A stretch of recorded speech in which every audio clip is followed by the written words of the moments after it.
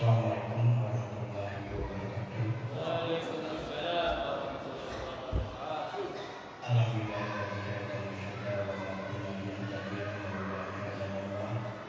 Asyhadu an la ilaha illallah wahdahu la syarika lah wa asyhadu anna Muhammadan abduhu wa rasuluhu la nabiyya ba'dah. Allahumma shalli ala sayyidina Muhammad wa ala sayyidina Muhammad. Yang kami hormati guru kita yaitu Bapak Ustaz Muhammad Yusuf, yang kami hormati para jamaah semuanya yang sama-sama hadir dalam pengajian pada malam ini. Terlebih dahulu mari kita bersyukur kepada Allah Subhanahu wa taala atas rahmat dan karunia-Nya.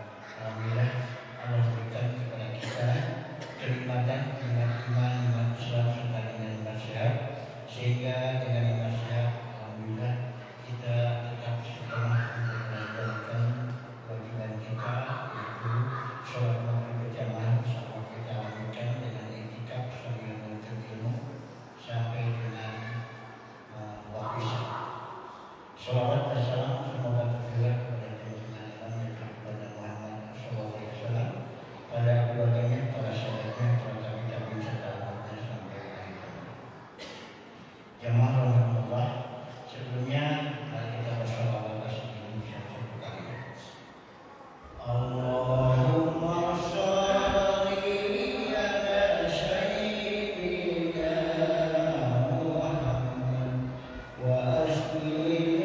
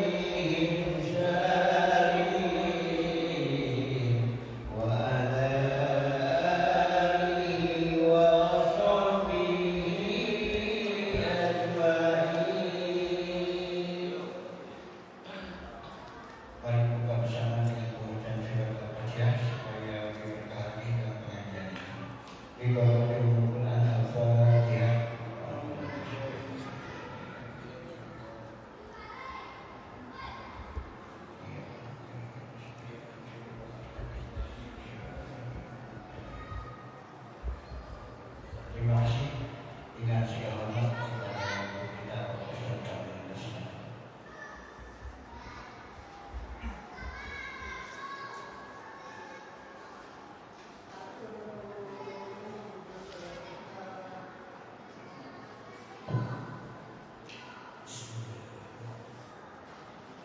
Assalamualaikum warahmatullahi wabarakatuh. Waalaikumsalam warahmatullahi wabarakatuh. A'udzu billahi minasyaitonir rajim. Bismillahirrahmanirrahim. Alhamdulillahirabbil alamin wal 'aqibatu lil muttaqin wa la 'udwana illa 'alal zalimin. Asyhadu an la ilaha illallah wa asyhadu anna Muhammadar Rasulullah. Allahumma shalli wa sallim wa barik ala sayyidina wa habibina wa syafi'ina wa qurrati a'yunina Muhammadin sallallahu alaihi wasallam wa ala alihi wa sahbihi ajma'in. Qala Allah ta'ala fil Qur'anil Karim wa huwa asdaqul qa'ilin tabaraka bi dzikri wa ta'ala bi tilawati. A'udzu billahi minasy syaithanir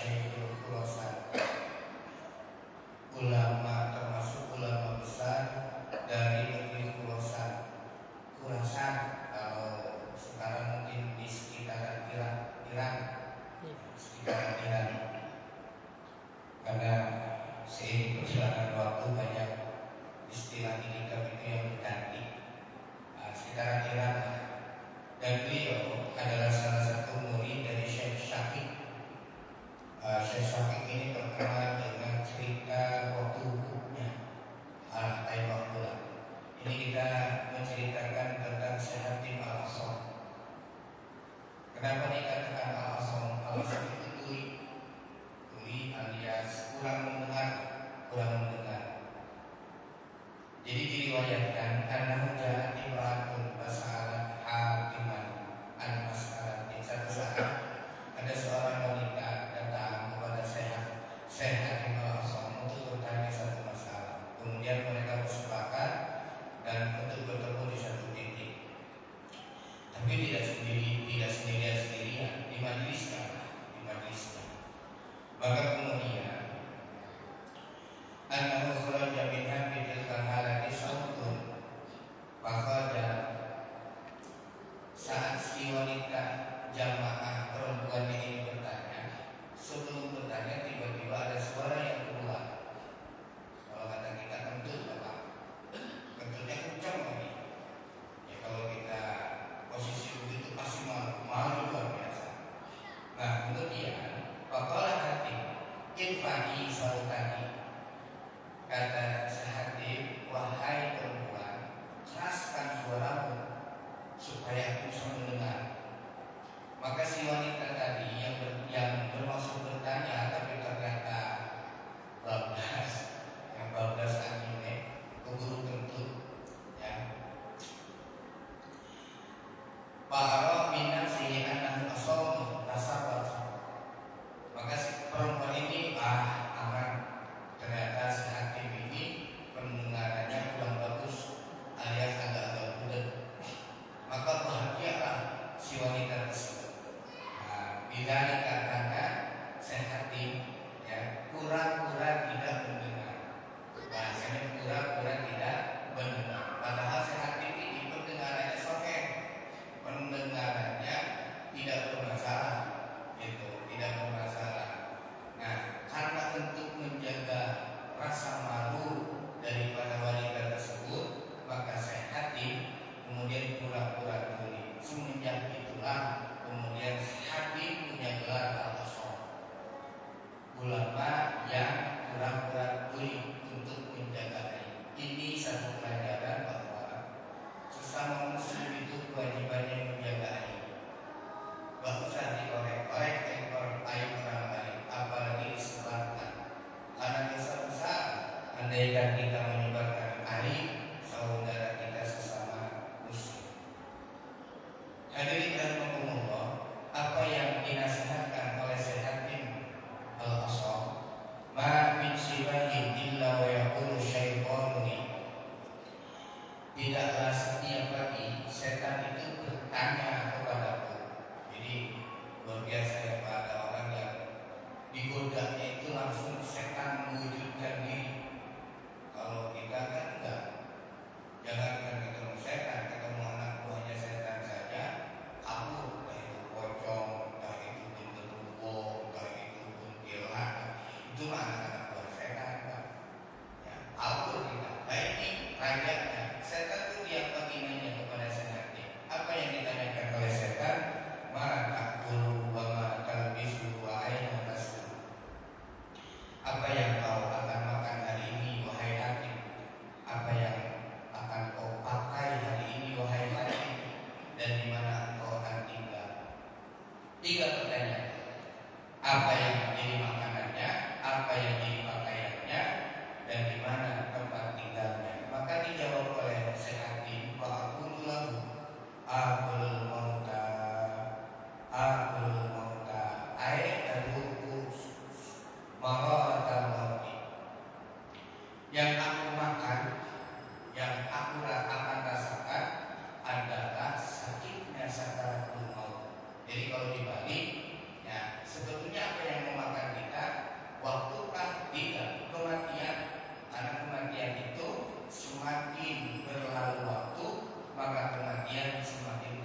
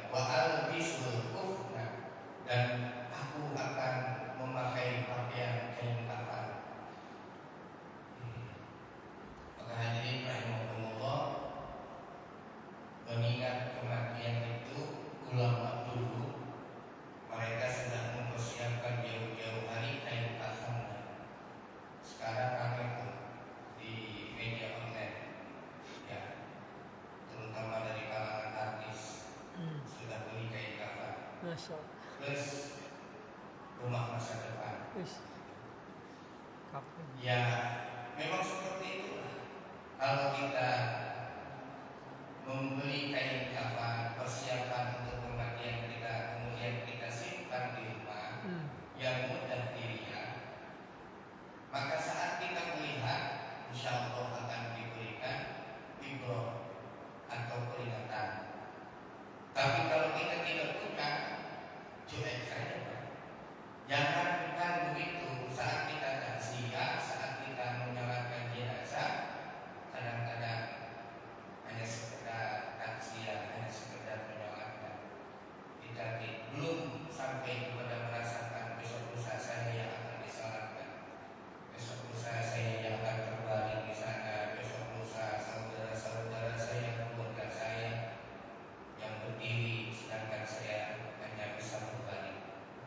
Maka pakaian yang kita pakai saat ini itu pakaian sementara, dan kemudian pakaian yang akan kita kenakan selanjutnya adalah hanya kain putih. Tidak mahal, Pak, tidak mahal. Kadang-kadang kita kalau punya acara, tiap punya acara biasanya ada seragam gitu ya, apalagi batik dan lain sebagainya. Bukan boleh, silahkan. Maka disunahkan, dianjurkan seperti sunahnya baginda Nabi disunah menggunakan pakaian putih, mengingatkan bahwa baju yang akan kita pakai di akhir pun warnanya putih kayak gitu. Boleh tidak? Kan kalau bahasa begitu aneh-aneh ya, aneh. Boleh tidak kemudian saat dikafani kayaknya tidak berwarna putih? Boleh. Warna merah gitu, misalkan karena partainya merah, atau warna hijau karena partainya hijau, silakan, boleh. Ya. Tapi sunnahnya berwarna putih. Makruh kalau menggunakan warna yang lain. Di mana tempat tinggalku, wa askunul qabra, besok lusa aku akan bertempat di kuburan. Itulah rumah masa depan.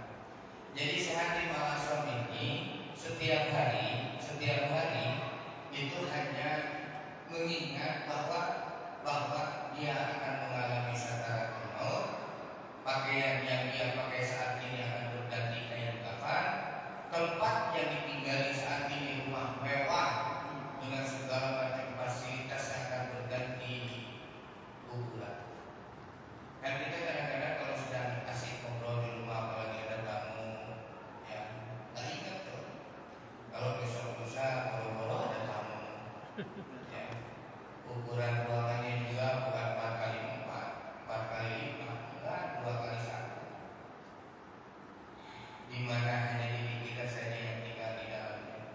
Maka ini Allah pasti al-mautu haqqun. Kematian itu sesuatu yang hak. Tidak ada satu orang pun yang akan lepas dari yang namanya kematian. Maka kita berharap rajin kepada Allah Subhanahu wa taala diberikan husnul khotimah. Ya Allah. Saat itu disampaikan kepada setan yang menggoda, sehatin tiap hari, bayar rubu ini, maka setan terkabur, yang tidak berani menggoda. Ditambah tiap hari Pak ditanggalan setan Pak, maka kita digoda terus untuk melihat sesuatu yang kurang baik. Telinga kita juga digoda terus untuk mendengarkan gosip-gosip. Belum lagi mulut kita digoda terus untuk berkata-kata yang kurang baik. Jauh daripada tilawah Quran, jauh daripada salawat, jauh daripada tasbih, jauh daripada zikir-zikir lain. Kadang-kadang tangan dan kaki kita yang begitu. Yang lebih sulit itu hati, hati. Ya, maka dalam sholat itu kita diajarkan, dalam setiap ibadah itu kita diajarkan bagaimana menyempurnakannya. Dan niat itu bukan di lisan, tapi di hati. Maka yang kita masukkan di ujungnya itu lillahi ta'ala, karena Allah Ta'ala. Jadi selama kita sholat, sebetulnya apa sih yang ada di dalam hati kita? Itu bisa kita jawab masing-masing. Seyogyanya hanya Allah dalam hati kita, seyogyanya. Tapi ternyata hati kita diisi bukan hanya lafaz Allah, bukan hanya ingat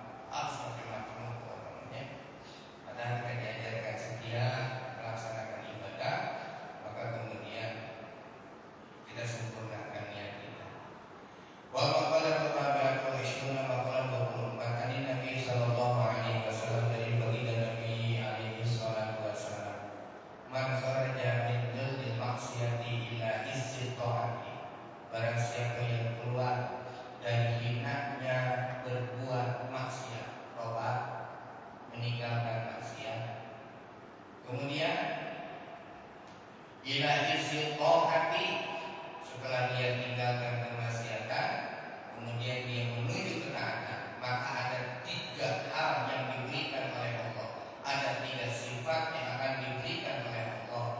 Apa? Aghnahullahu ta'ala min ghairi malin, dia akan diberikan kekayaan meskipun bukan berupa harta. Apa kekayaan tersebut? Bisukuni qalbihi, hatinya akan tenang. Jangan dikira Pak, orang yang zina itu tidak galau. Galau ya, apalagi kalau ketahuan istrinya. Jangan dikira orang judi itu juga tidak galau. Deg-degan aja orang sedang galau mereka. Pada dasarnya orang berbuat maksiat itu hanya sesaat kesenangannya. Seperti orang mabuk, orang sakau, itu hanya sesaat. Dia mabuk kadang-kadang untuk melupakan masalah. Beres mabuk, masalahnya datang dari jadi nggak selesai sebetulnya dengan maksiat. Maka orang yang paham, orang yang tahu dan diberikan hidayah oleh Allah, yang akan tinggalkan maksiat, kembali kepada ketaatan. Nah, kalau orang sudah taat, insya Allah hatinya tenang. Insya Allah hatinya tenang. Kenapa hatinya tenang? Karena orang yang taat itu senantiasa berupaya zikrullah, mengingat Allah. Salat itu upaya kita mengingat Allah. Puasa itu juga upaya kita mengingat Allah. Apalagi haji dan umroh, itu juga upaya kita mengingat Allah. Maka saat mengingat Allah, Allah Subhanahu wa taala berfirman, "Ala bidzikrillahi tatma'innul qulub." Ketahuilah dengan mengingat Allah, hati menjadi tenang. Jangan dikira orang kaya itu tenang hatinya, belum tentu. Apalagi kekayaannya hasil korupsi, hasil menyelewengkan jabatan, orang membina misalnya. Jadi tenang hati itu bukan karena banyak harta, bukan karena jabatan tinggi. Tenang hati itu karena taat kepada Allah. Satu, Allah akan berikan kekayaan meskipun bukan harta, tapi kaya hati. Yang kedua, wa ayyadahu min ghairi jundin, Allah akan berikan kekuatan meskipun ya bukan dengan tentara, bukan dengan pasukan. Ayat asal ini Allah akan selalu menolongnya, ya. Biquwwatillahi ta'ala, dengan kekuatan dari Allah Subhanahu wa taala.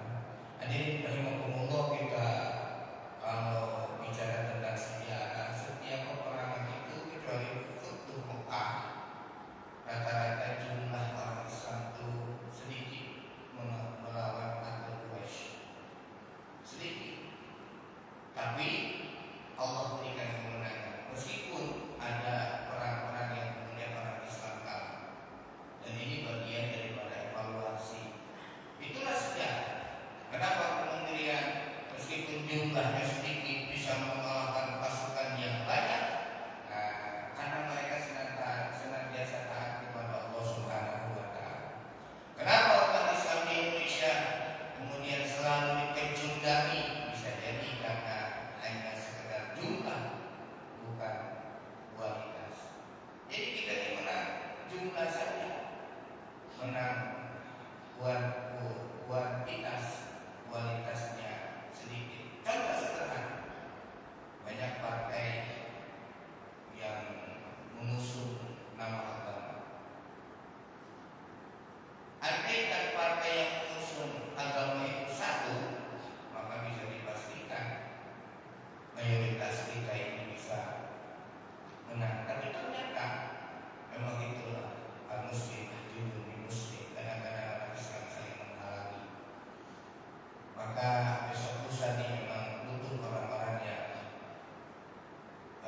gagah, tapi gagahnya bukan kemudian dipakai maksiat, tapi gagahnya dipakai untuk berjuang di nilai kalimatillah. Kita saja menyampaikan selesai keluarannya. Karena untuk bilang tadi setiap hari saya dikirim kenapa saya selalu bicara tentang ini? Setiap hari saya dikirim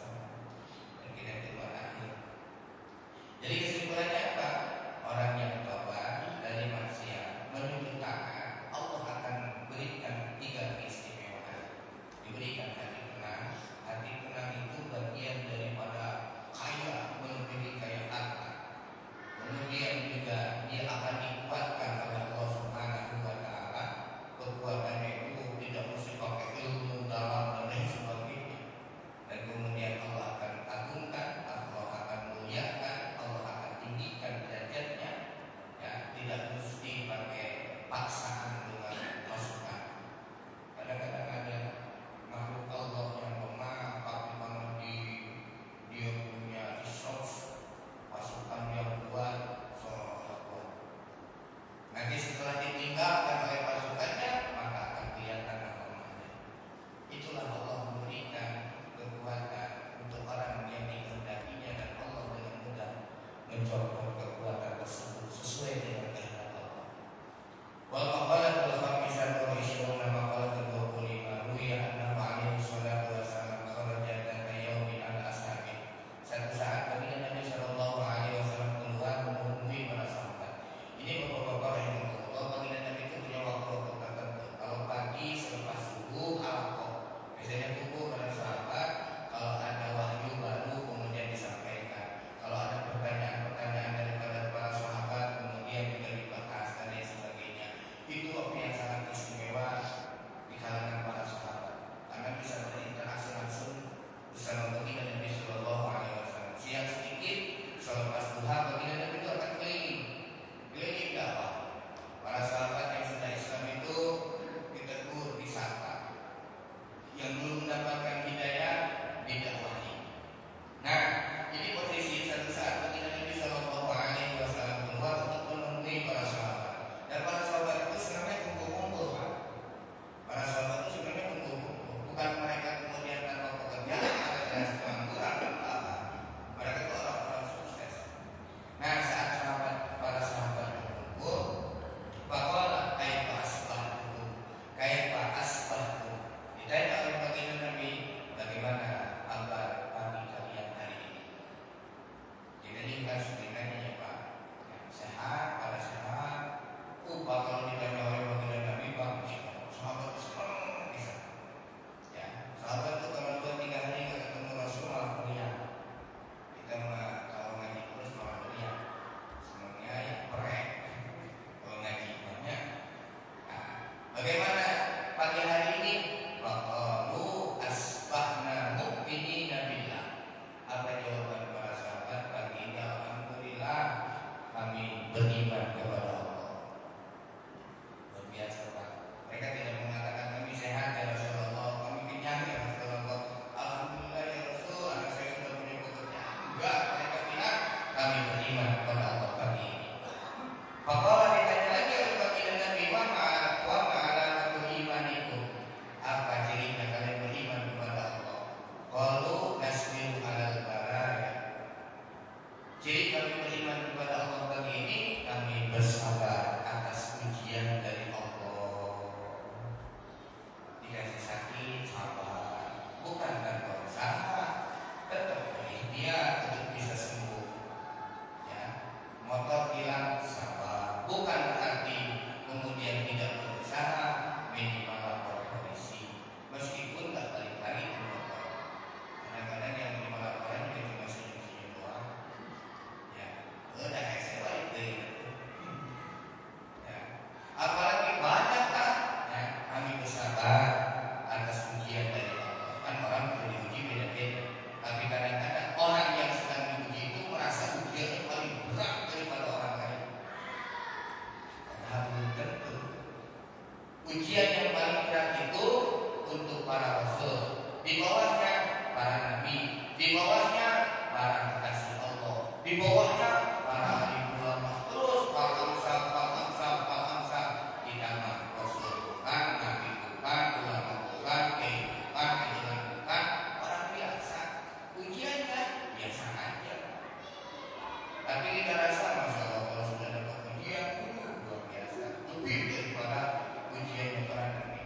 Kita tahu bagaimana kisah Nabi Ayub alaihissalam diuji oleh Allah